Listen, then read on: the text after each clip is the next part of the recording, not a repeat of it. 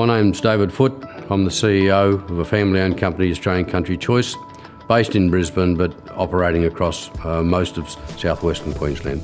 And here in Brisbane we have a meat processing facility that does primary processing, value adding, retail packing, and we employ 1,220 Queenslanders. I come to this industry after a lifetime in agriculture, being a farmer, but having had a short break as an underground miner in the nickel operations of the deserts of Western Australia, which was both life-changing in both monetary rewards and life-changing in my attitude toward two important parts of life now, safety and work practices. Whilst I only spent 11 and a half months as an underground miner, I actually lost 5 co-workers. We're actually attending a funeral therefore every 2 months and chipping in out of our weekly wage to widows who are probably my age as well, 23 or 24, and probably a kid in the pram or a kid on the way. So it's taken probably 30 years though for that to sink in and work out that doesn't have to be the norm.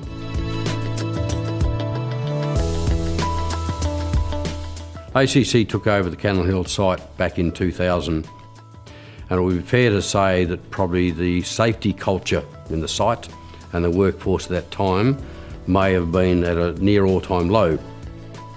We entered here, well, I think with one of the worst insurance premium rates for work cover, and over the time we worked out that every impact we could have on reducing that actually was a financial benefit.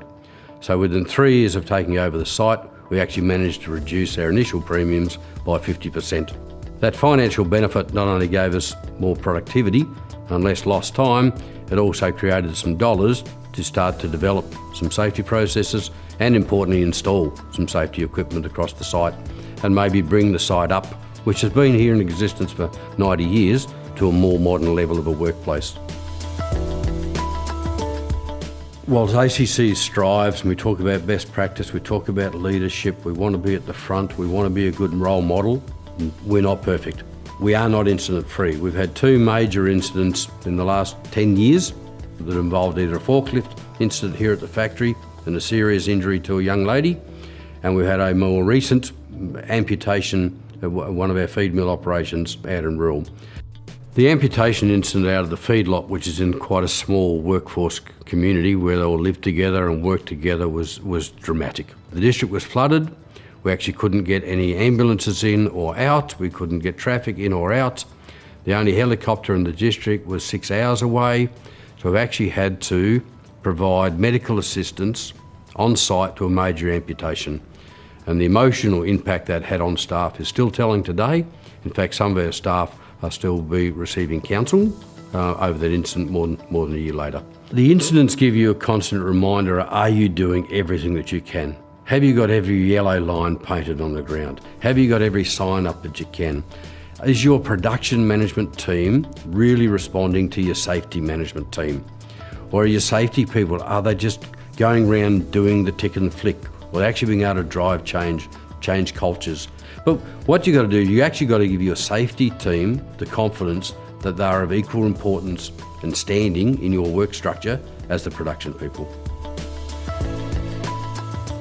Taking workers for the journey and making it front of their mind is actually one of the greater challenges in business. Well, we actually have a stop for safety workday now as part of our practice. So over the last 5 years, we shut the factory down for 2 periods a day because we run 2 shifts.